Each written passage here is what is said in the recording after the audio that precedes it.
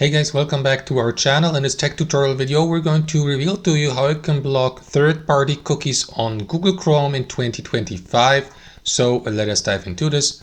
Alright guys, so what you want to do is launch Google Chrome and you will need to access your browser settings for this method to block third-party cookies as a default behavior on Google Chrome. So to do that, click into these three dots here.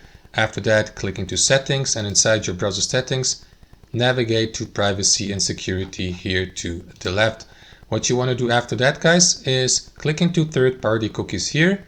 And as you can see, the default behavior for me right now is that these third-party cookies are allowed, but you can block these anytime by clicking into block third-party cookies here. Switch from allowed to block.